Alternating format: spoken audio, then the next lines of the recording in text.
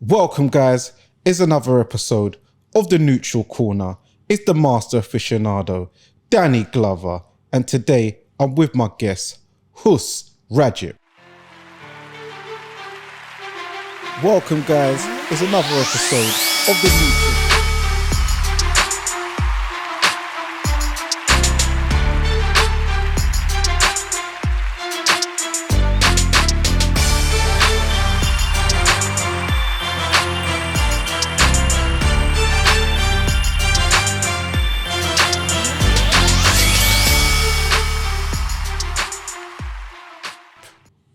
So how's it going, man? It's going good, man. Thank you for having me, man. Yeah, man. Good to see you. Thanks, bro. So, yeah, man. Been seeing the progression you've been doing. I remember I first met you at the Boxing Heist 1. Yeah. Yeah, in Brixton. For Dean White's thing, I've seen the progression. I'm loving how it's been going. So, yeah, man. What the people, the viewers and stuff, did want to know, like, what's your background, where you grew up, and your early life and stuff. I was born and raised in Highbury, North London. So like Highbury Barn, sort of Highbury Fields side. Yeah. And my dad had a kebab shop there for 15 years. I think it was 15 years. What was the name of it? Corner Kebab House. Oh, okay. Yeah. Corner Kebab House. Because it was on the corner, funny enough. What was it, near the station? No, it was in Highbury Barn. There was at the time there was like a big university there by Highbury Fields. There was like a clock tower to that entrance of the park there. The shop was based there. So like it's like if you walked further down to the left, you got Highbury Grove secondary school. Then if you went down towards Highbury Hill, then you got the Highbury Girls. There was a girls' secondary school there. Yeah. So yeah, I grew up around there, and so all Arsenal, Gooner. Yeah. But yeah, man, it was. I had an interesting childhood. How so? Obviously, when I'm growing up, I got two brothers, yeah? And I'm the youngest, and my brother is 7 years older than me, and then the eldest was 9 years. So there was a bit of a gap, but it was all cool. Like I enjoyed, from what I remember, up to about 8 and 9 years old. I'll tell you why. But yeah, no, it was cool because like I was always into like video games and wrestling when it was WWF. Yeah, come on. Do you know what I mean? And movies, and that's what like sort of kept my childhood going. And football, obviously, like living next to Arsenal and Highbury Fields, and because my dad had the shop, match days were ram. Like I can imagine. I couldn't even get in through the front. I had to always go in through the back on match days. And then like we became friends with a lot of fans, and I used to get free tickets and go to games and stuff like that. So it was like paradise for me, man. Like it's like for a young kid, like supporting a club and getting free tickets to go and stuff. It was amazing. But then, come 8 years, 9 years old, my mum and dad not seeing eye to eye as much, and I think like at 9 years old, that's when my mum and dad divorced, and it was quite tough. It was quite rough. I didn't see and hear nice things. Yeah, and then I find out my oldest brother is actually my half brother. I didn't know that till later, and sorry. And so it was a strange sort of period for me, and but I didn't quite understand it as much because I was still young, and so I just carried on going through it. And like the situation went easy with my dad because he's a cripple, and like now he's wheelchair bound, but at the time, he could walk with just a limp. He didn't, and then eventually the limp became to one crutch. Then a couple more years, it became 2 crutches. And then after all the operations and stuff, now he's wheelchair bound. Did he say how, like, was it an injury or? Yeah, he had a motorbike accident in Cyprus when he was 18 years old. He was in the army, and he came home from a shift, shall I say, and his sister, my auntie, was making food, and he was about to sit down to eat, and he had forgotten that to check his guard duty time for the next day. Yeah. And the base where he wasn't that far. It was probably a 5-minute motorbike drive. So he said, I'm just going to go back, check the time and come back.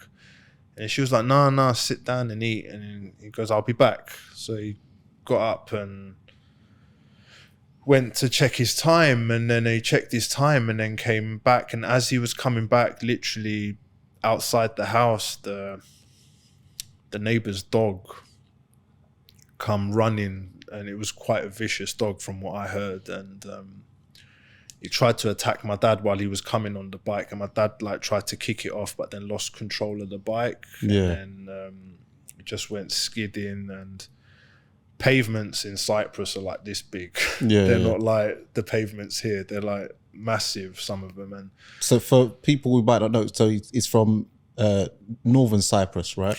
Well, at this time, this was before the war. 70s. Yeah.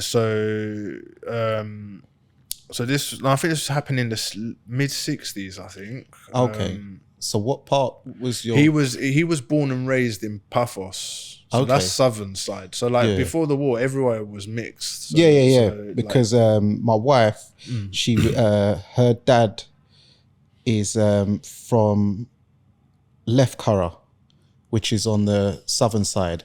Okay. Yeah, and then mum's side's Chinali, but they've got a house in Guinea now. Guinea. Yeah. Oh, okay. Yeah. That's on the north side now. Yeah, because yeah. that's afterwards. Yeah. Yeah. When he become old, but he grew up in Lefkara on the south side. Okay. So when everyone was mixed before. Yeah. Yeah. So basically, that's that it was all mixed, and then when he lost control of the bike, he slipped and smashed the lower lumbar parts of his spine onto the pavement and hit his head and went into a coma. Yeah.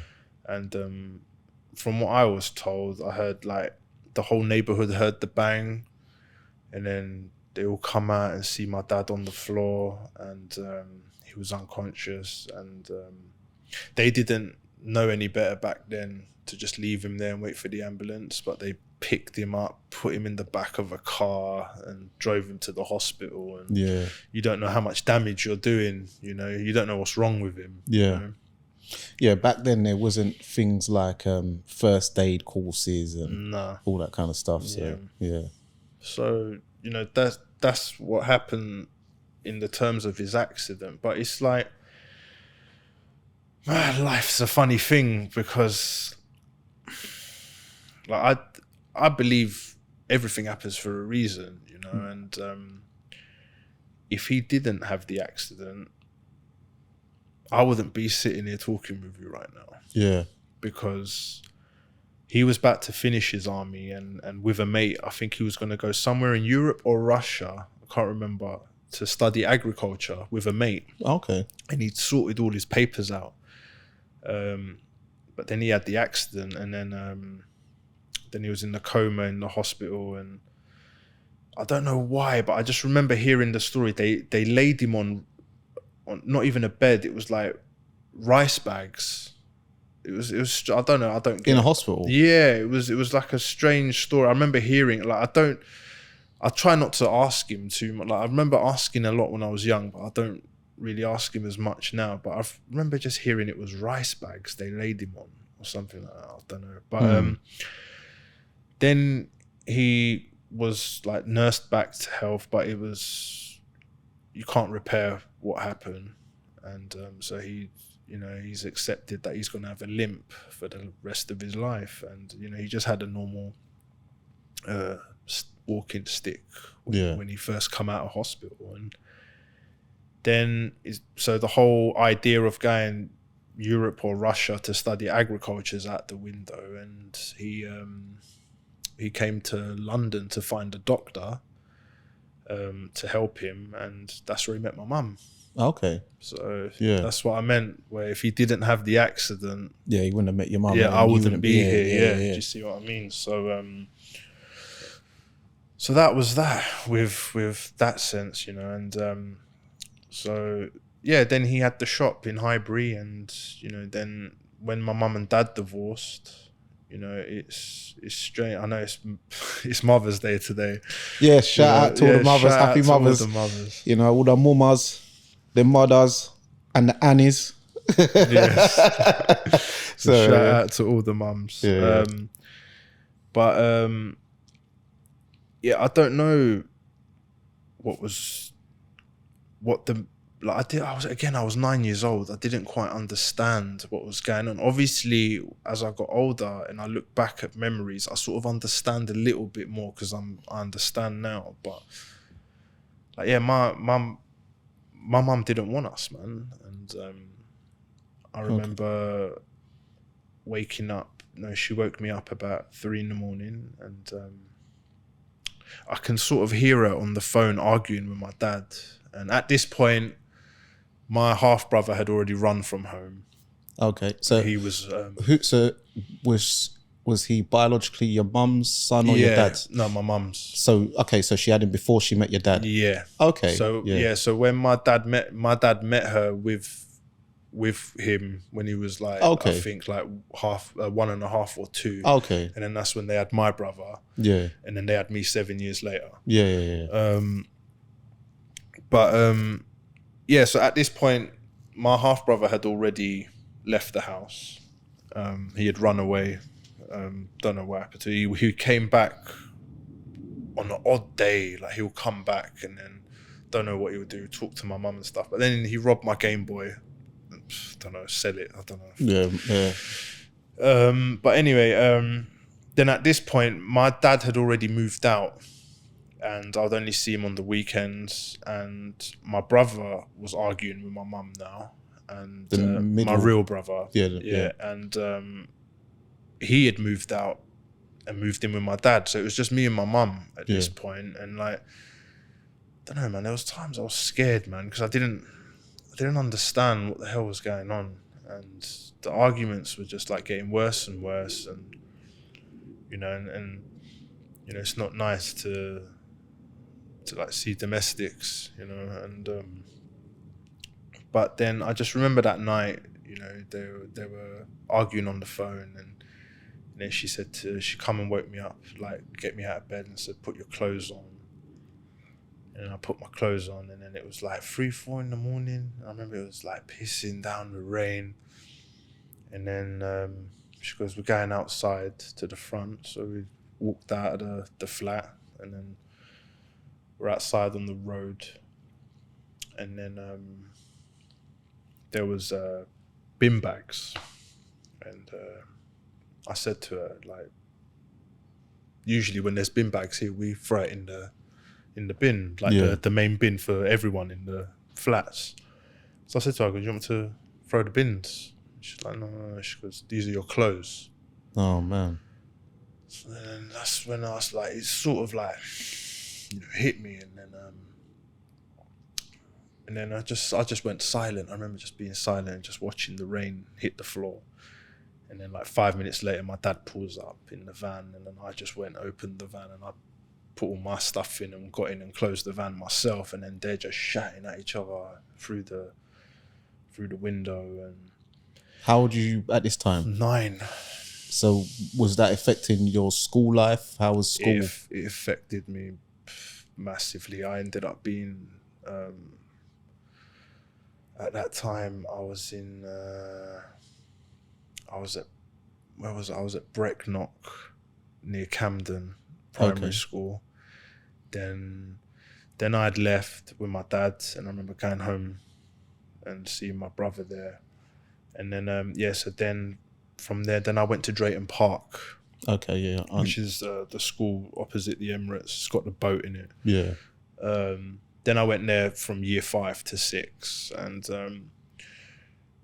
it affected me in a way where I was always like attention seeking, clown of the class, you know, and you know, I was just getting in trouble all the time. I academically developed late.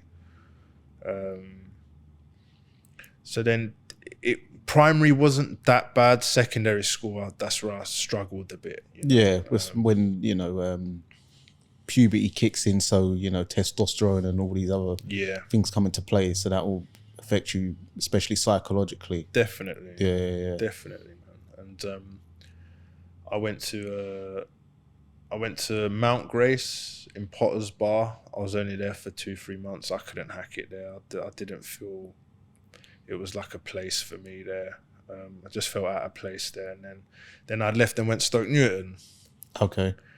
And then that was there. I stayed there from 7 till 11. Like I graduated there. But well done, man. No, it was good. I still got one friend from there that I'm still in touch with. We've never lost contact, and you know, we're always still in touch, and we see each other, man. So what was it about Potter's Bar which you didn't feel? What was it like back then? To be honest, I think it was like a bit of a racial thing. Yeah, I felt like I was being like scrutinized a bit for stuff that I didn't even do. Yeah, you know, and I was always getting in trouble, and then they were going to kick me out anyway. Oh, okay. So then my dad said, "Look, before you do that, let me just pull him out because there's no point." And then funny enough, that kind of reminds me of my first secondary school. I think I lasted there for about 4 months. Mallory. Okay. And funny, I was put in a thing called it was like some higher learning thing where they thought I was too smart. But what it is, that school was in an area called Downham, and back then that was a racist area. Right. And I remember this boy, he was like, he was some neek, but he's gone to me, go F your mum and suck her tits. So I've just went, bam. Yeah. This was year 7. And I've heard something like he's got pluck. And I was thought, okay, so he shut up now. So I've just gone home. Then my mum's like, why are you punching people for? I'm thinking, how do you know that? I said, what do you mean? She goes, you've just knocked someone's tooth out. I was like, what? She goes, yeah, you've knocked someone's tooth out and now they're calling you in. So they've suspended me. And then it was like, I could see that, okay. And she could see that they was trying to go down the path where they want to get me out. So they're trying to look for something. So she just pulled me out and sent me to another school, St. Joseph's. And then that school was like Feltham, I would say, because they were just everyone was fighting and teachers wasn't even, it's just like they allowed it. Yeah. I remember I was punching up one guy. I was doing sports, like I was doing PE. I went to do a long jump. He tripped me up. My face went in the sand, that gravel. So when we got in the changing room now, we've had a rockers. We're having a good fight. In the end, he's got tired because I was boxing then. So then done him anyway. The teacher's come in. He's like, this is a good scrap. So I hit him right hook, straight left. He fell into the teacher. His nose all bloody. The teacher's like, all right, that's enough. Took him, wiped his face. And then went to class, no detention, no report, nothing. Wow. So I've gone home and tell my mum, the teacher comes. She's like, this don't sound like school. This sounds like something else, like some school to prison pipeline. So then she sent me to Forest Boys, and then that's where I've like settled down and got through and got my GCSEs, and that was good. That was a good school, that one. So like Stoke Newton for me was a huge change from the Potter's Bar school, because like, you know, when I went to Stoke Newton, it was very multicultural. Like, you had your groups, but there was loads of like people there, like different cultures and stuff. So like, I sort of fitted in like quite well. And but I was always just again, like how it affected me was I just kept getting in trouble and doing dumb stuff, you know, and like not majorly learning, and like didn't really pay attention in class. I only paid attention in anything to do with if I'm drawing, because I can draw and do artwork. That was it really. And like anything like sort of media-ish, when it was started arising back in like IT. Yeah, do you know what I mean? I didn't even have an IT teacher. Didn't you? Nah, because he had a problem where he couldn't come.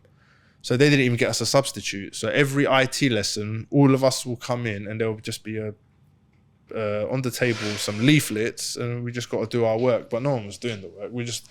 We got internet for the first time. Yeah, Do you know what I mean? yeah, because back then, I just wish I listened, because back then IT was like, what is that? Like, we didn't even know. And had we known, we could have been a bit more advanced. So, yeah. Because like, I ain't gonna sit there do spreadsheets when everyone's searching stuff on the chats and everything like that, you know. So like, yeah, we didn't really have a teacher for IT, but I managed to get through school, you know. Managed to get through secondary school. Then my dad's lease on the shop ran out, and then that's when we moved from Highbury and went Palmer's Green, like Enfield Borough, sort of side. And my dad got a new shop there, but my dad's condition was getting worse, so he couldn't carry on. Yeah, so, was it called the same name? No, that one was called Cypress Table. Okay. Yeah, it's called Cypress Table. I think he had it for maybe a year and a bit. And then that's it. His condition, just he couldn't do it anymore. Yeah. So then, what did you go to college? What did you study? I went Southgate College, and then I was studying mechanics. And I was doing all right for the first term, and then I had a family friend who had a garage, but he was a panel beater, so I started looking more into the panel beating side, like spraying cars instead of mechanical. I sort of enjoyed that a bit more. Then I think come second term, they gave us, I remember this one lesson where they gave us this book and it had 36 assignments. Huh? Yeah, it had like throughout the rest of the year, but I just thought 36 assignments. I just thought, nah, man, this ain't me. You know, I left. I just dropped out. Yeah. I dropped out, man. See what, you're 16 or 17 at this point? Yeah, so I dropped out and I thought I'll go back. And my dad goes, right, you best find something and go back next year then. So I was like, okay. And then I actually enrolled in as a chef, man, and then actually done it for 2 years there and qualified. Okay. Yeah, so I can cook. Yeah. That's my son, my oldest son. He's a chef. He's doing food preparation and stuff like that, and food stuff, and he works in a restaurant and stuff. So yeah, he's a chef as well. So yeah, man. So I did that for 2 years. I didn't stay on for my third, even though I was thinking about it. But shout out to my son Harlem. Big up. Shout out to all the chefs. Yeah, cover it. Fun enough, Freezy's a chef. Yeah, I know. Yeah. Freezy is a chef. Yeah. Then I got a job at the Walthamstow Dog Stadium when it was around. Okay. It shut down years ago. Yeah, I remember Catford. Do you remember Catford Dogs? No, I probably heard it because obviously the races were all going around. That shut down years ago as well. But I was only ever working at the Walthamstow one. And then, because I did my work experience there during my course, and then they offered me the job after. So I sort of went there, and then because I've been around the catering from my dad's kebab shop, the restaurant, this and that, and it's just like I just had enough of it as well. I just thought, you know what, this ain't me. So I'd left that as well, and then that was it for studying for a while. Yeah. Okay. So then, how did you get into the TFL job then with the Underground? Right. That was at that time, what was it, 2019 that was. I just came across an application, and it was a temp. I remember it was a temp contract, only a 1 year contract. And, but the pay was good and the hours were good, so I thought I'll go for it. And that was with the DLR, the Docklands Light Railway. Yeah, it was with them. And man, I applied and got it. Done the exam training, and it was funny because in the training there was actually a lesson, should we say, where they're talking about the PA system.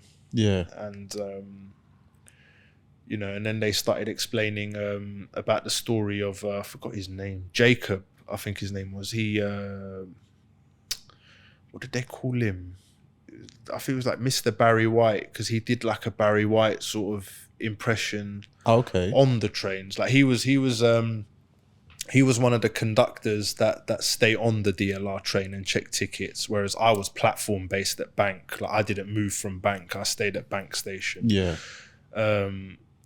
And then I remember watching the slides and when they were teaching us about the PA system and seeing and talking about Jacob for doing the Barry White, and then he went viral for it, and he was on This Morning, and he went on a few things like that. And then I remember seeing him, like when his trains pulled in at Bank, he would like come off and say hello to me and stuff, but he stayed there. Yeah.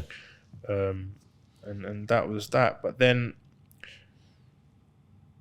thing is, that's how I basically got into DLR from like that. Basically, that was the route I took to TFL. Yeah. So how did you find it? Did you manage to go past a year, or was you just there for? No, I think I was only there for like 3 months, 4 months. Really? Yeah, it happened so fast. Everything just. Wow. So was it? So when did you start to think? Oh, I want to. Well, yeah. When did you start doing the announcing? 2019, same year. Yeah. No, but how long into your job did you start doing the MCing? Maybe a week.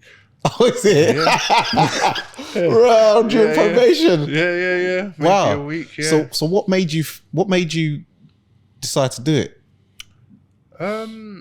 I've always like been into like doing voices and things. I've gone film school as well. I forgot to even mention that. Yeah. I went to a private film school in 2010. Oh, wow. Yeah, Central Film School, London, and got a diploma and graduated in the BAFTAs for screenwriting. Oh, well done, man. Yeah, thank you, man. Yeah. Got 3 short films produced, and I'm still currently writing my feature now. Yeah. But not only that, and just from video games has been a huge part of my life. Video games, like I ain't gonna lie to you, because like I said, I struggled at school. Video games taught me how to read. I ain't gonna lie, like Metal Gear Solid 1. Come on. Taught me how to read. Snake. Me and my brother used to play that religiously. I've got Metal Gear tattoos. That's how deep it is. Oh, wow. Yeah, I've got Solid Snake on this arm and I got Big Boss on that arm. Yeah. And before that, do you remember Super Metroid? Yeah, I remember Super Metroid. Yeah. That was like the original before Metal Gear Solid come in. That was a serious game. Super Metroid. I spent many hours on them games. But yeah, so like games had a big thing for me, and because of like games like Metal Gear, like the voice acting and stuff like that, you know, it always, because then I always did voices anyway, like loads of different ones, and we were messing around on the platform, like me and some of the guys that we were working with, like we just, you know, didn't know what to do, and then I just thought, you know what, like, because at peak time on the platform, it used to get rammed. Like maybe at least 300 people on this platform. You couldn't see. That's how busy Bank Station. Yeah, Bank's mad. Yeah, it used to get crazy, and because you come off of a stop, and the walk from the tube. Yeah, you might as well be. It's like Gatwick. You know that mad bot when you come off of Gatwick. Because the DLR is at the basement of Bank. It's at the lowest. So all above it, you got the Northern Line. You got to go on the other side because it's linked to Monument. Yeah, so I normally come from. If I go on there, I go from the Northern Line from Elephant and Castle. Okay, yeah. So there's a few stops to Bank, but that mission to get, and even to get out the station is like. Yeah, it's like Gatwick Airport. Yeah, you've got to go through them things that elevator, but it's not elevator. It's the sliding one, like the airport, and it makes you walk faster, innit? But it's just long. There's loads of routes, and it just like so many exits, and that's why it gets congested a lot because there's so many exits, and it's just a big station. Yeah, it is a big station, and it used to peak time used to get so busy. I couldn't believe it, but. then as we were chatting with my friends and that, like at the time on work, like colleagues, I was thinking like, you know, what to do. Yeah. You know, what to do. What can I do to grab everyone's attention and, you know, Be make them innovative. happy? Yeah. Yeah, like, because you know what? The thing is, yeah, when I used to stand there and look at people, everyone's miserable. Everyone's looking down, like, either on their phone or they're fed up, headphones. No one cares about nothing. They just want to get on the train and go home, do you know what I mean? Or go to work, Yeah. wherever, you know what I mean? Then I thought, okay, like, because when the train comes in on platform 10, where it's come into Bank, like DLR into Bank, Yeah.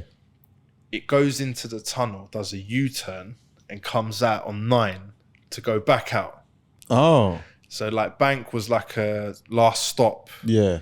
sort of thing. So when I'm on 9, where it's the start of it, I thought we need to introduce this train. And then I just like thought, how can I introduce a train to be so epic? Yeah. You know? And then I just thought, no one gets a better intro than a boxer, man. Like when it's done properly, do you know what I mean? And then it just started coming, you know? Me and one guy, we started like flinging ideas together and like throwing a few words together. And I'm like, okay, so like, I remember like, you know, you need the weight. I'm like, how much does this weigh? I have no idea. I just said, I just made up 600 tons. Yeah. Like, that was I made that up. Yeah. That I don't think it's accurate.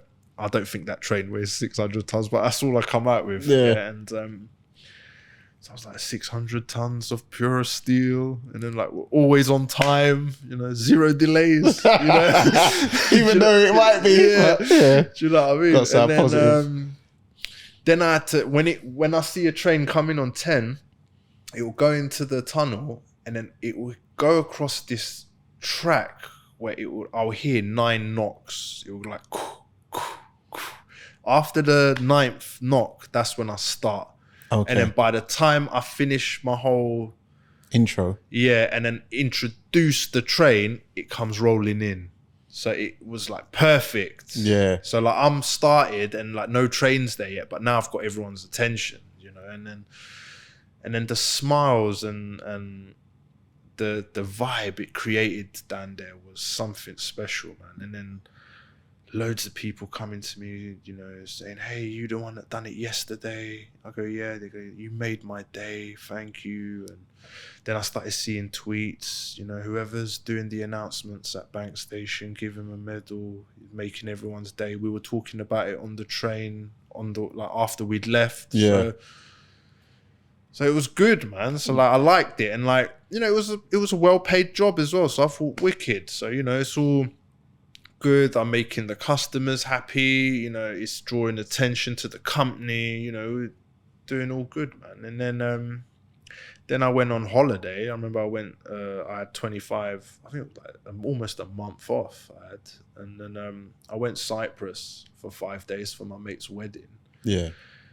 And then this is all after This Morning Sky News. Yeah. So yeah, because I don't know if you want to go through that. Yeah, go through that. Yeah, so you got picked up by the media because I saw a video of it. Was it the Daily Mail?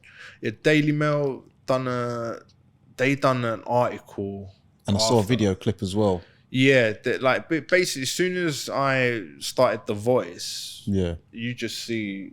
I just look and you just like, you know, you see all the heads of people on the platform. You would just see phones all come up like that. Yeah. And it was insane. It started like I started worrying a little bit because it started to be a bit unsafe because people started rushing down, and like I'm there and my colleagues were all there for crowd like control. And like, you know, if shit hits the fan, we got to evacuate and you know, we can't get, you know, people injured and make sure everyone's safe and evacuate safely and stuff, you know. So it did start to like make me feel a little bit uncomfortable at one point. Yeah. It started like getting a bit crazy because there was people coming to me saying, hey, you the one that do the announcements? I'm like, yeah. He goes, oh, bruv, do it and let me record you. I'm like, not yet. I just come off there. He goes, do you know how far I've travelled to record this? He's going. I'm like, so you're not here for a train? He goes, nah.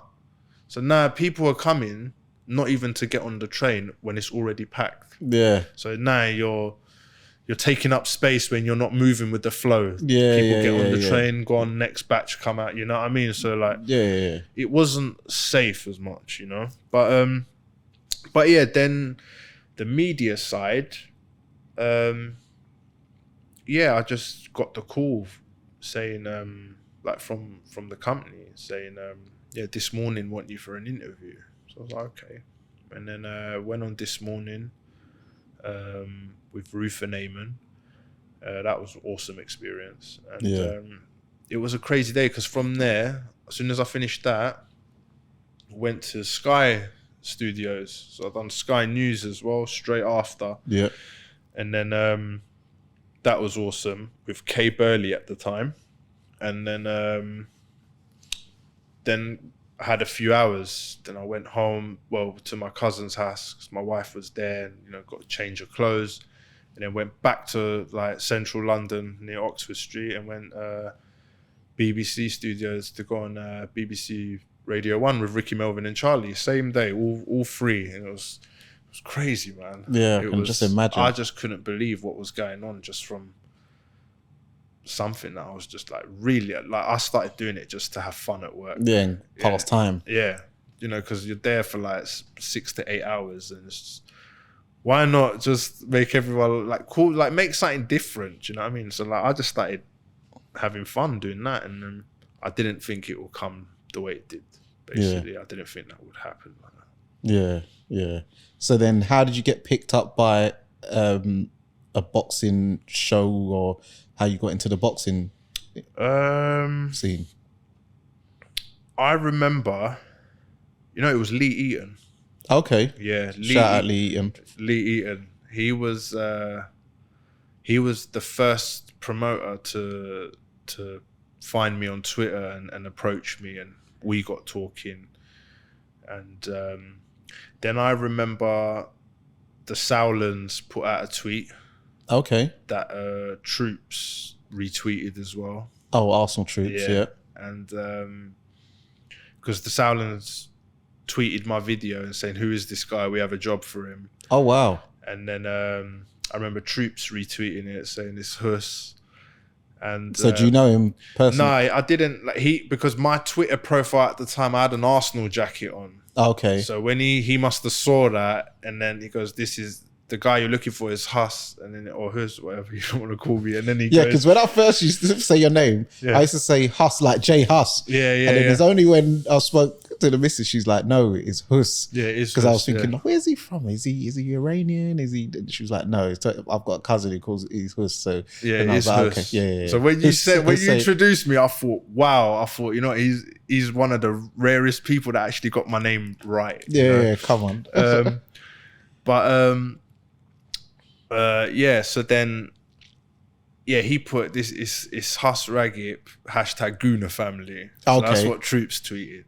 And I remember Lee tweeting back saying, "Hey, don't steal him. We got him first." He goes, "Yeah." And then we done a telephone interview for BBC Sport where they wrote an online article. So they spoke with I can't remember if it was Calais. You know, saying about they would like to try me for some undercards, and you know, I remember citing in the article where it says, you know, a lot of MCs.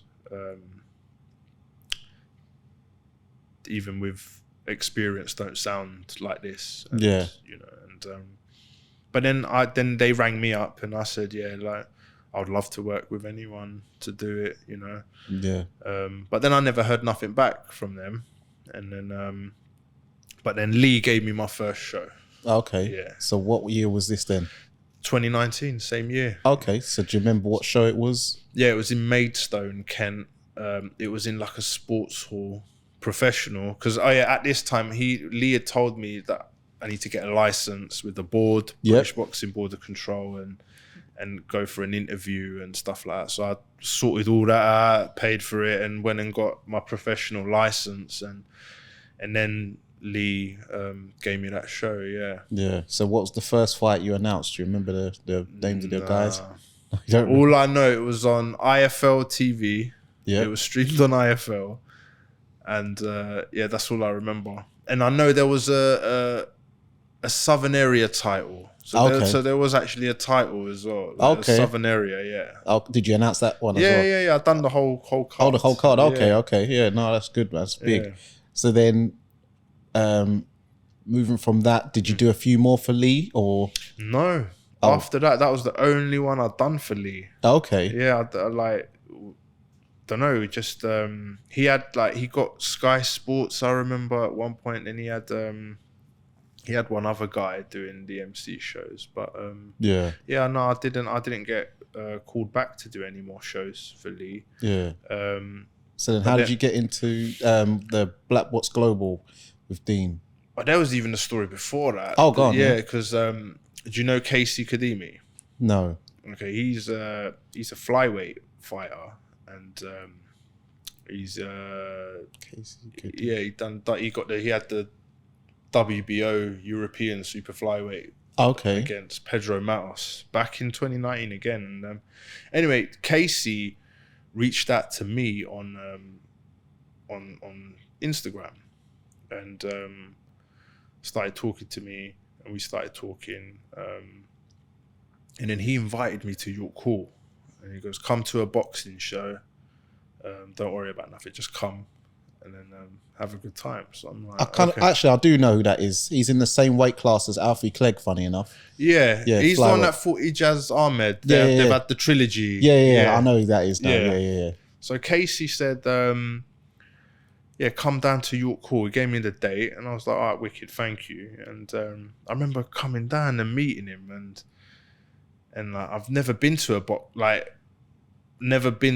actual boxing show as a spectator. Actually, you know what? Sorry, this happened before Lee's show, I think. Okay. I can't remember because that was the first. Yeah, you know what? This happened when I just came back from holiday, so I ain't done Lee's show yet. This happened just before. I do remember, because I remember having the feeling of this is my first time at a boxing event. Yeah.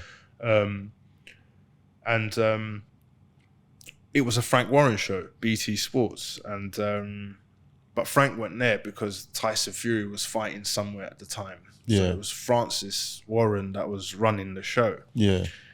And I remember waiting with Casey, and then he goes, "We're waiting for someone," and then Bobby Warren come round the back. He goes, "What's happening, guys?" And then Casey goes, "This is the ring announcer, the announcer from the trains." And he was like, "Wow," he goes, "It's you." He goes, "Come in, man." So we went round the back of York Hall. Yeah. And then got me in, and then I remember Bobby just introducing me to everyone, going, "This the announcer on the London Underground," and everyone was like, "Mate, this." Everyone was like, "Oh, I didn't even." It felt surreal. I'm like, I was the boy getting in trouble at school. Do you know what I mean? No one didn't give a shit who I was, and then just coming in there and just people knowing me, it was a bit it was unreal for me. Do you know what I mean? And but yeah, so then that's how I met Robert Warren, Frank's brother, and met all of his sons. Bobby, Alfie, Freddie, George, Sonny. Francis. Yeah. Well, they're Frank's sons, George and Francis. But yeah, so that's where that connection came from as well with Robert Warren. And so then I done Lee's show. Yeah. Then after, Robert Warren gave me for my first show at York Hall. And that was for Casey Pedro Matos WBO European Super Flyweight title. And I was like, whoa, I got a WBO title to announce, man. I was like, that's mad. Yeah. That's crazy. And what a night that was, man. And then I'm sharing the ring with Howard Foster, the ref. And I'm just like, bro, this is insane, man. How did that lead to... Where did this happen this? I couldn't get it, man. And then, then just from one thing to another, then I started doing a lot of Robert Warren shows, and so that's how I started cementing into the boxing scene was getting big, and then COVID came and just demolished everything, man. So what did you do during that period then? I was delivering food for a local restaurant. Okay. As a Just Eat driver. Okay. I had to, man. I had to, man. Listen, people was out of work. Yeah, I know. Do you know what happened? Do you know people why? Getting made redundant. As soon as I went into the boxing like proper, I thought, okay, this is my new calling. This is my new path. I'm gonna do this now. Yeah. And COVID hit. Just before COVID hit, I went self-employed. Yeah. So I've like gone all proper self-employed, everything, and COVID hit, and then we were struggling, man. Yeah. We were struggling. I got a mortgage and 2 kids. Do you know what I mean? So like, boy, and I knew Chris, the guy that owned Taste the Cypress in Cheshunt, and he just said, look, if you want a job, I need anything, man. He goes, you got a car? I go, yeah. So he goes, come. And it was down the road from my house, man. So as soon as I finish work, I'm at yard. Quick thing. So I just thought, and it's all around my manor where I was delivering food. You know? Okay, yeah. So I thought it was cool. So no, that's good, because for me during that COVID time, luckily I had my normal career, but that was even reduced out. But that was fine. So that all that money was fine. But then the self-employed stuff with my security company, Right and Man Limited, with all the doors, festivals, clubs, bars and all that, that was null and void because everything was shut down. Yeah. So that side money was gone. But the only good thing is I got to spend more time with the family. But even then you got to be indoors because everyone don't want you around them. My grandma's telling me I got to talk to her from outside on the driveway. Yeah, it was crazy. So it was mad. I mean, like at that time I only had my first child. And I remember him turning 1 and we had to celebrate it ourselves, me and my wife, and my sister-in-law and brother-in-law came, but they were in the garden looking through the window. Yeah. It was mad time. His first birthday was like lockdown birthday. But even his second one was when COVID was still around. Like there was still, you're not allowed like more than 6 people sort of thing. What year was that? 2020, innit? 21? 2021, I think. Yeah. So then things opened back up, and then how did you get? And then you got straight back into the. Was it easy to get back in, or? Yeah, as soon as the shows started back, I did a show for. You interviewed him, Mitchell. What was it? Is it George? Oh no, Clifton Mitchell. Yeah. I done a show for him up in Liverpool. Okay, shout out, man like Clifton, Clarendon. You know where it is. Yeah, so we done a show there. I went and done a show up Liverpool, and that was proper a lockdown show. There's no fans, so I actually managed to get one lockdown show done as well. Oh, that's love, right? Yeah. No, Clifton's a good guy, like that. Yeah, he is, man. And you know, I got that job through Tunde and Spencer Fearon. So shout out Tunde and Spencer. I don't know if you know that one of my A-listers is called the Master Aficionado, because I'm part of the Masters team, where obviously Spencer Fearon is the Master Knowledge, Tunde is the Master Genius. Big up Tunde, big up Spencer as well. They helped get me that job. I remember going onto the train with them guys and traveling up to Liverpool to do that. Then after that show, I think that's where Robert Warren shows were coming, and they were the ones calling me, man, to do their shows. So I was just doing. Whoever called me, I'd go do. Do you know what I mean? And they were the only ones at the time there, so I just started doing all of theirs.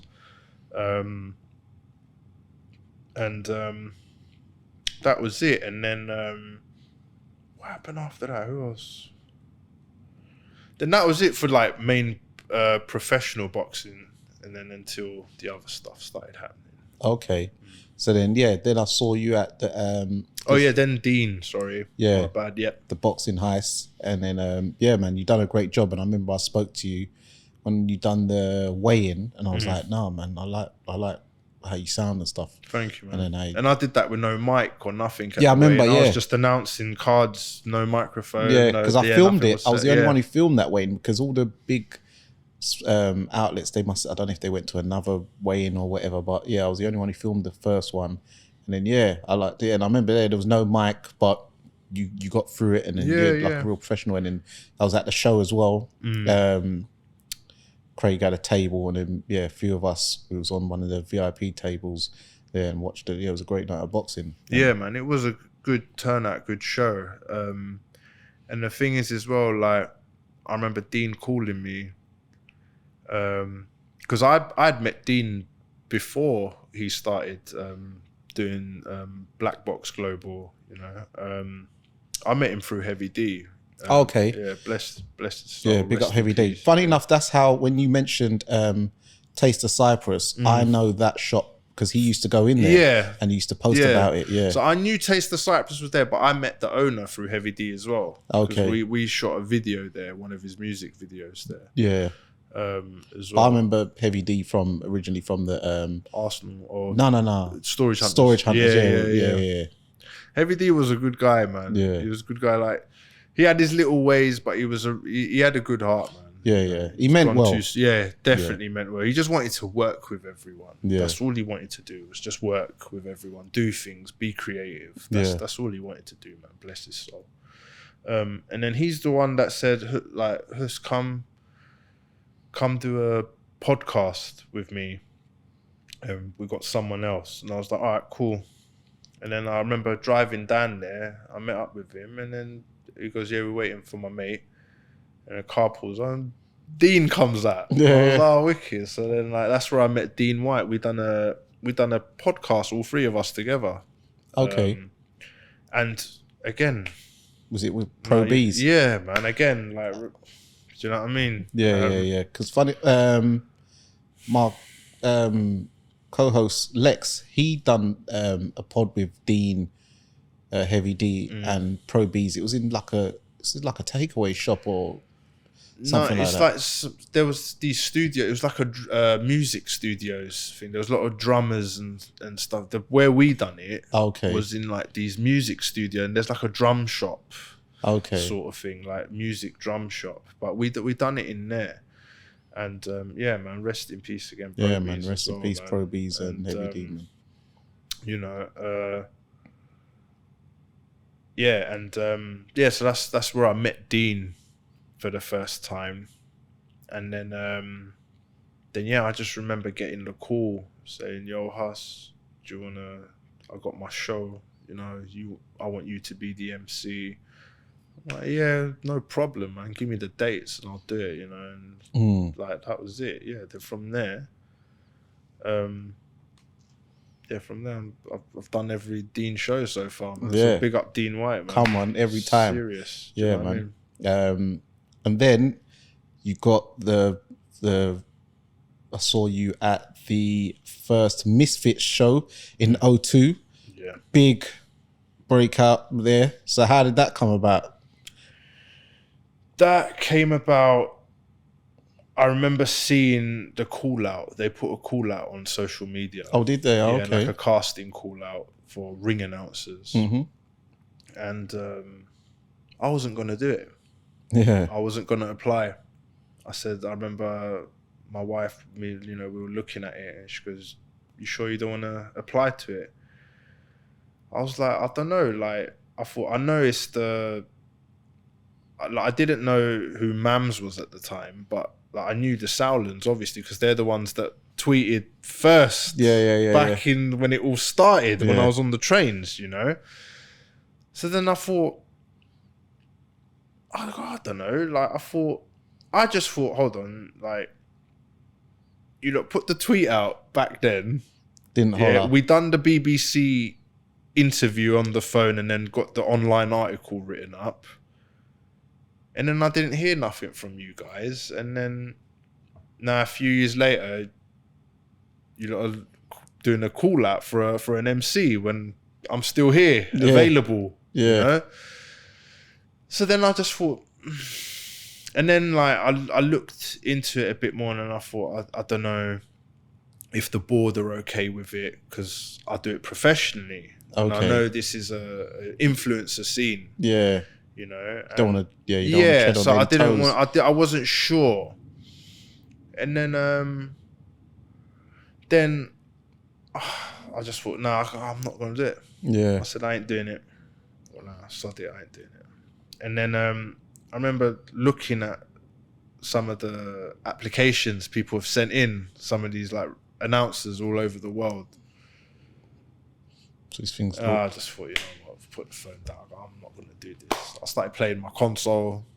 You know, kids are in bed. I went to bed, slept, had a good night's sleep. Yeah. Awesome. Next morning, I wake up. I was like, you know what? Fuck it, I'm gonna do it. Yeah. I'm gonna do it. I said to my you know what? I'm just gonna do it. Something was telling me, just go do it. Yeah. So I thought, okay. So I went and got the video that I've got, which was on. Oh no, but then there's Mark Nielsen. I do Mark Nielsen shows. We've done Box Nation. Okay. Yeah. So like it's so much going on. Like so because that's the clip I used was from Box Nation for Ashley Sexton's fight. Yeah. Against Sabello, the South African guy. Okay. And that was an IBF title fight. Yeah. As well. So that was my like second like sort of major title. Yeah. Even though Sabello won the fight, he didn't get the belt because he came in overweight. Yeah. Like, he can fight, but if you win, you don't get the belt, sort of thing. Yeah. But that's the clip I used. So I just cut it to me announcing the fight, and then the ring walks, and then them in the ring. And then I said my little spiel. Then that was it. And then I remember looking on the call out, they had like a date where they said where they're going to announce who's the winner. So like looking at the phone, and I haven't seen no one announced yet. And then I remember it was the day, I think it was the day after or 2 days after is when they're going to announce who's got it. So I remember checking on socials, seeing if they announced who's got it yet. No, like me and my wife looking like, nah, they ain't announced it yet. We ain't seen no one. And I said to myself as well, I was like, you know what? I've had enough. I threw my phone on the sofa. I turned on my PS5 and I started playing Ghost of Tsushima. So I'm just like cutting up samurais. Yeah, I'm just like playing my console. And I feel it on the thing. Yeah. It's the zone. Raw. I was like, no way. Anyway, I looked at it. It's like, hi, congratulations. You've got the role, and here's a number, call this number, and we'll go over the details. And then one thing to another, here's your date, time and place. I remember going to the public workout in Camden. I remember walking in, KSI's walking out. I'm like, okay, this is real. And then, then I just started seeing everyone, and then met Fox, and then we just slowly getting and doing the event. Yeah, because the press, the weigh-in, that was near the O2. It was in North Greenwich, but it was in that place, And then my missus and my little son, they was at, and then my other son as well, he was there. They was there in the queue, and they said that they recognised you. And then you had like some trouble at the gate. Someone was saying, "Oh, you meant to be in," and someone sorted it out, and then you got in because I was inside working. And then they got some special wristbands. Got to stay at the front and see the whole thing and all that. And then and I didn't even know. I only knew you was on the show when I got to the actual O2 on the Saturday. Right. I seen you, and I was like, "Rah, man, like us, yeah." So I was like, this is big, This is, man deserves this. I said, this is what I like to see, the progression. So I was like, and then you done a sick job that day. 20,000 sold out. Yeah. When KSI fought 2 people one night, Swarms and Lewis Pineda. Yeah, and what a comeback that Luis Pineda's made since losing that day. And Salt Pappy, I was like, this guy could be a real boxer. I was even asked him after. I said, "You've boxed before, ain't you?" He's like, "Yeah." I said, "You've had an amateur career," and he's like, "Yeah, as a kid." And I was like, okay, it makes sense because he could definitely fight. Dean the Great, he's a decent boxer. King Kenny's all right. The last fight, I think that guy got to him mentally because he just didn't throw no punches. I think he just froze. Yeah, I think he should have just went in there. Yeah, he just froze. I don't know what happened. It was a mental thing. I mean, like his shape is amazing. Yeah. Oh, like he's King fantastic. Kenny, yeah. He reminds me of my friend Hollywood Joshua Ejak Povey. But yeah, he got to him mentally. So, but he'll come back from it. And then, well, he's on the Kingpin. Yeah. So he's on the Kingpin. So yeah, he'll yeah. definitely bounce back from that. And then you did the second show. Where was the second show? That was in Sheffield. Okay, I wasn't. Sheffield, the Utilita Arena. Yeah. Okay, I wasn't at that one. That was about 13,000. Yeah. Yeah. I went at that one, and then the Telford Arena, I was at that one, and I was expecting to see. Then I saw that there was some. I saw your story, and I saw there was some problems. Like you had some disagreements with the management, and that. What was it? It was to do with. We just couldn't agree on like finances, man. On the pricing and that. I mean, look, I was pissed off at the time. Yeah, because like I did have some stuff said to me on the phone which weren't nice, but I don't want to go into it too much because at the end of the day, like, because I don't have no proof. It's just going to be like my word. He's just saying this or making it up. So I don't even want to say anything about that. But yeah, man, it's unfortunate that that it didn't work out. Got big respect for the guys and everyone I worked with, the whole team, the production team, the sound guys. Like I got on with everyone, man. And like even at Telford, like during the weigh-in and the press conference, I felt it was a bit off, because like if I really go into it, it's Well, I'm sure you saw me at the press conference in the weigh-in. I did see you there. I did see you there. I did see you there. I see all of you there. Okay, big sleeps there as well. Yeah. Big up, big sleeps. Kevin, Bilal, my guy Bear. Come on, the Oak, Ivan. Just, you know what I mean? I see all the guys, man. But yeah, so like, it's not like I didn't want to do it. Yeah, I want to do it. You know what I mean? Like, if you go back to Telford, the announcement I did for Luis Pineda was more mad than KSI's that night. Yeah. And if no one agrees, I'd go back and watch it. Yeah. Listen to the crowd. Yeah. Listen to the crowd that I generated for Pineda. At Utilita? No, this is at this was Telford. Telford, yeah. Oh, okay, yeah. Was it? No, where was their last one? Telford. No, not Telford, sorry. Sheffield. No, not Sheffield either. I've done Misfits 4. How many has there been? 5. Oh. I've done 1, 2, and 4. 3 was in Texas. Oh, okay. I've only done 1 and 5. 4, where was 4, man? Where did I go, man? Well, wherever it was. I've gone blank. It was the pay-per-view. It was for, it was KSI versus Temper. Okay, I don't know where that was, but yeah, wherever it was. That was OVO Wembley Arena, man. Oh, yeah, Wembley. Wembley Arena, yeah. Oh, my God. Sorry, man. Sorry, man. I just went blank. Yeah. Listen to the announcement I did for Pineda. When he was when he come in with the Undertaker. As a mystery opponent. Yeah, that was sick. Yeah. That was... but not when he came into the ring. When B-Dave's in the ring, Pineda's in the ring, when I announced the fight. Yeah. The reception I brought up for Pineda, even KSI didn't even get that night. Yeah. Hands down, I don't care what anyone says. Yeah. I swear. And, that was passion. Do you know what I mean? I gave everything I could. Like, I always give everything I can in every performance. Do you know what I mean?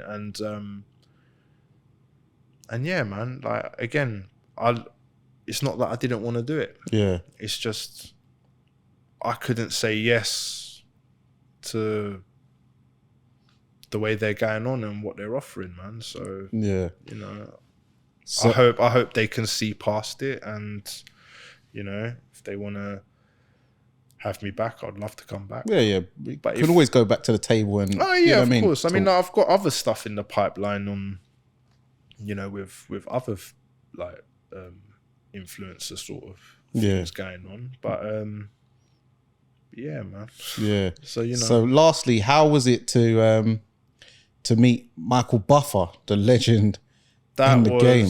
That was a dream, because actually I can't believe I left this bit out. Michael Buffer was actually the first celebrity to retweet my video on the trains. Really? Yeah. Before it went viral, before Lee Eaton got in contact, before the Sowlands done their tweet, So how did he see it? he got tagged in it. Oh, He got tagged in it. He was in London at the time for an AJ fight. okay. And yeah, I remember it was one of the managers from the DLR recorded it and said, Michael Buffer, while you're in London, why don't you come see the new you? And Yeah. then it was me doing my thing. And then he retweeted it saying, wow, I love it. And then that's when it started building up. And then Chizora was the second. Then that's when the Sowlands, Troops, Lee Eaton, all of that started happening. Yeah. No, that's great, man. And so they're meeting him. Man, it's crazy. He didn't even recognize me. Yeah. I said, do you remember me? He goes, was it a Matchroom thing? I go, no. I was the guy on the tubes. And he just went, oh, man, he shook my hand. He was like, man, that was awesome, man. He was going, I was like, yeah, that was good, man. That was good. Like, thank you again for retweeting. He goes, nah, because that was great stuff, man. He goes, now I'm looking more forward to tomorrow night, you know? So I was like, oh, awesome, man. So I was like, yeah. And then just being next to him in the ring, like, after I'd finished my 7 fights, and then now he's got to announce KSI Pineda, like me giving the mic to him, stuff like that means a lot to me, man. Yeah. Again, so like that's why I appreciate everything that these events brought me, man. Yeah. Do you know what I mean? Like I had nothing but love for everyone there, and especially where you're, as you're saying, where you're coming from, like the, early life and stuff like that, you probably didn't foresee. Oh yeah, because during all that time, like even when my mum and dad got the divorce and now I'm living with my brother, it's just me and my brother. My dad's running the kebab shop 6 days a week. Yeah. I ain't got no father figure really. Yeah. So like it was just me and my brother, and because he's 7 years older than me, we're watching this man here. Yeah. He used to cut Tyson images from boxing magazines. Yeah. And make his own VHS covers for a documentary he would record on like Discovery Channel of Tyson, and then he would like, that's how much we loved Mike Tyson. So like seeing Buffer as well back then, I'm a gamer as well. You telling me you didn't play Ready to Rumble? Fight night. Do you know what I mean? It was all about Afro Thunder for me. Yeah, Do you know what I mean? Thunder, like Rumble, like it was, do you know what I mean? So like then now I'm sharing the ring with this man. It's surreal. That's a surreal, So like, I'm grateful for all of that. Thank you. And I wish it could continue. And like, he, for him to even retweet again and saying, you did a great job, Hus. You made the super event even bigger. Yeah. That's like Buffer approved. Yeah. Do you know what I mean? Yeah, blue ticked. That's, but like, I don't even know how to handle something like that. Like, I just got to carry on. Yeah. And it was amazing. And I got to share the stage with him twice. Yeah. Because again, for Misfits 4. He was there for that. Yeah. And it was good to see him again, and I hope the day comes where I can see him again. No, it will do. So, moving to the last bit now, the penultimate round as we always do. Let's go. Got the series of questions, so here we go. Left hook or right hook? Sorry, left hook or straight right? Straight right. Everlast or fly? Everlast. Cleto Rays or Grants? I don't even know what they are. Boxing glove threads. Oh, say that again. Cleto Rays or Yeah. Grants? I'll just say the first. Cleto Rays. Sounds cool. Rival or winning? Rival. O2 Arena or York Hall? Oh, that's hard, man. You can't do that to me, man. Man. Only reason being, obviously, O2 Arena's massive, 20,000. Yeah. The crowd was amazing, but York, there's always something special about York Hall. Yeah. I've even thought there before. I can't decide that one. Okay. OVO Arena or Tolworth Recreation Centre? That's another one, man. You know, I'm gonna go Tolworth, man. Big up my man Dean. Come on. I'm going with Tolworth. Tupac or Biggie?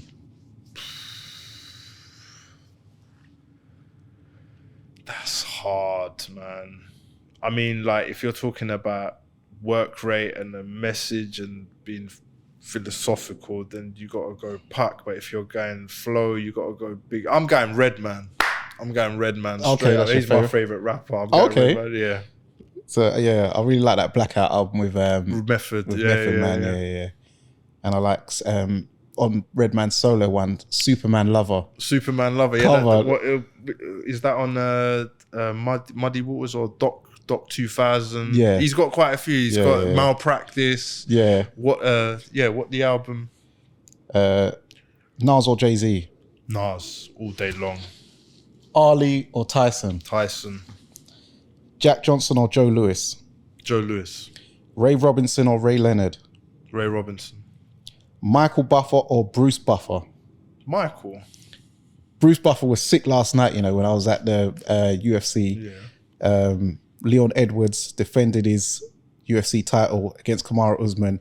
Once again, Lex, every time that Leon Edwards wins, by the way, I notice you never show up the next day to for me to just grill you, because Jamaica 2-1 to us. Thank you. Do you know about old school ring announcers as well?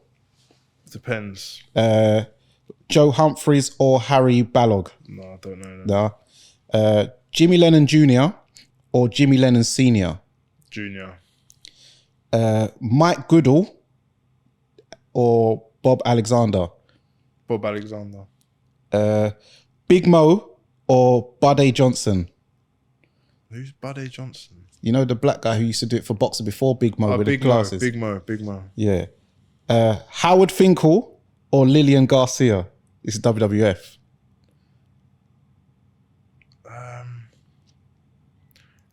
What was the WWF guy? You know, the one that was bald? Yeah, Howard Finkel. Bout scheduled for 1 fall. Yeah, that's Howard Finkel. That's our day. Yeah, that guy. Yeah. Howard Finkel, yeah. Yeah, come on. For referees, Mills Lane or Steve Willis? Mills Lane. Spence. Let's get it on. Yeah. Spence or Crawford? Ooh. I'll say Spence. Beterbiev or Bivol? I was at Beterbiev Yard. That was a good fight, man. But Bivol was a beast as well. That would be a good fight to see. You know what? I don't know, man. Beterbiev's something serious, man. I'm gonna go with Beterbiev. I'm not saying Bivol's not. He's not a. Don't mess around with the guy. I'll go Beterbiev. Yeah. Jamal Charlo or Tim Tszyu?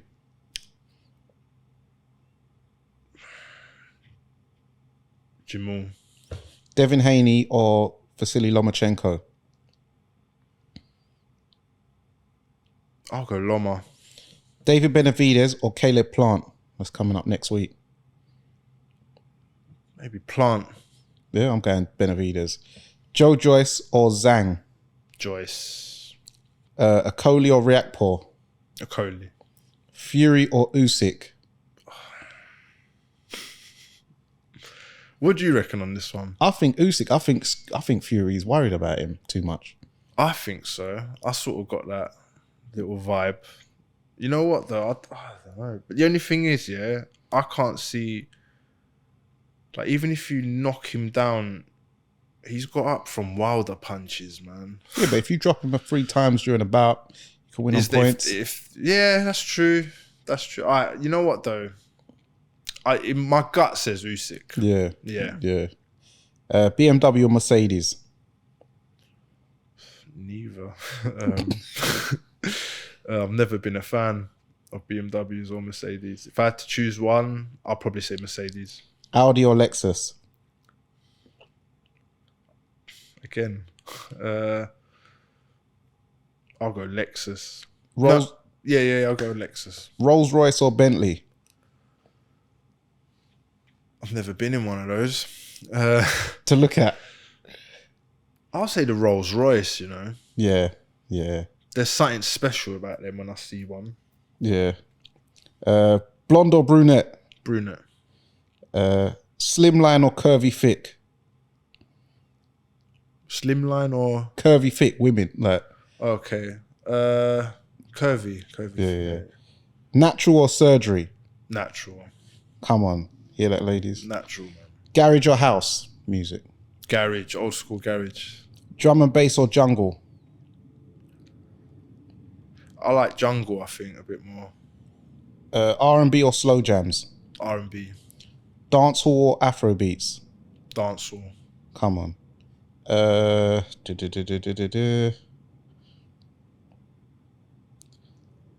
Donne or shish? It depends where the donna's made. Yeah. There's places where they have a spectacular doner. You just got to go there. But if the doner's right, a doner all day, man. Doner, let's yam it. Chili sauce, everything. Patates, koftesi or sheftali? Oh, chef Dalies. Come on. Day. All day. Come on. All day. Come on. Feta or helim? Oh, that's hard. I have them both. Helim, man. When that's grilled, you can't. Suklak or baklava? Sutlach. Sutlach is the one. Listen, Sutlach that is the best rice pudding in the world. Forget ambrosia. Yeah. That has me addicted. I'm telling you. When you have that in the clay pot. Well, yeah. Oh, forget mullah. That's some stupidness. Have that in the clay pot, when it's like burn over the top. Top of the pots. Yeah. No serious, joke. Serious thing. Hummus or jajuk? Oh, you can't do that to me, man. You know, I'd say hummus because jajuk sometimes I got to be in the mood for. Hummus I could just yam. Yeah, so I'll go hummus. Dolma or burek? What burek though? Cigar burek. Cigara, but I mean, it depends who makes the dolma as well. I've had really bad ones and really good ones. Yeah. No, I'll go cigara burek, man. Yeah. Firin Macarena or Firin Tawuk? Firin Macarena all day long. That's the first meal my missus cooked me when we've met, and 12 years later we're here. Bruh, Firin Macarena. When it's freshly made, just squeeze lemon on it. Leftovers next day, ketchup. Okay. That's the one. I haven't tried that one, but... Yeah. But I can't eat all that stuff anymore. I'm on keto, so it's like, it's all out the window. Yeah, go on. Lahmacun or pide? A lahmacun is if you have like two, like it's a nice munch, but like if you want to like have a nice, pide, have it with sujuk and cheese. Yeah. So I'd say sujuk pide. Yeah. Bulgur or jollof rice? Bulgur. Yeah, it's like jollof a bit. Yeah. I'll go with bulgur, man. Yeah. Okay. For Ibrahim Tatlesis or Orhan Genjabai. I can't believe I did not think I'm going to be asked this question today, bro. Come on, you're dealing with a master aficionado. Oh my days. Ibrahim Tatlesis or Orhan Genjabai, You know what? I prefer Ibrahim Tatleses, but I'm going to say Orhan Genjabai because my grandmother from my mum's side used to always enjoy playing me Orhan Gencebay tapes when I was a youth. So Okay. I'll say Orhan Gencebay, even though I prefer Ibrahim Tatlıses. Okay. Yeah, we go. Julia or Fatma Kuluk? I don't know who these are. They're women actors. I don't watch. That's the only thing. I don't watch no Turkish dizzies or anything. I can't do it. So for singers, Kore, Afsi or Tarkan? Tarkan. For food, Mercimek or Fasulya? Which fasulya though? Is it the green bean one? one, yeah. No, mercimek. Yeah. Mercimek. Kemal Sunul Yeah. or Tamer Hassan? Kemal Sunal. Ayran or lemonade? Ayran. Raki or whiskey? Whiskey. Turkish or Caribbean food? It depends, man. Overall. I'll say Turkish. Okay. Rum or brandy? Rum. Evian or Volvic? Volvic. Voss or Fiji? Fiji. Ataturk or Rodigan? Atatürk. NDC or NPP? National Democratic. I don't even know what. Oh no, hold on. Am I doing the right? No. UBP or CTP? The National Unity Party or Republican Turkish Party? This is the North Cyprus. I have two no main idea. parties. I thought you would have. I don't have no idea. Lucozade Sport or Wow Hydrate? Wow Hydrate. I had that on my last show. It was quite nice. I enjoyed it. Town or countryside? Countryside. Maras or Turtle Beach? Marash. My auntie lives there. Guinea or Lefkoşa? Girne. Lefkoşa's in the middle with no beach. Yeah. Cyprus or mainland Turkey? Cyprus. Yeah. And that's the end of the penultimate round. So, thank you for coming on, man. No worries, It was man. a pleasure. Hope you enjoyed. Yeah, man. Definitely. Yeah, man. Awesome, man. Yeah, man. And I wish you all the best for the future and Thank you, keep man. doing what you're doing. And thank you for sharing your story with No, us. thank you for having me, man. It was a real pleasure, man. anytime. I appreciate it. Yeah. Thank you, man. So there you go, guys. That's another episode of The Neutral Corner. It's Dani Glover with Hus. And remember, guys, persistence beats resistance. You know where it is.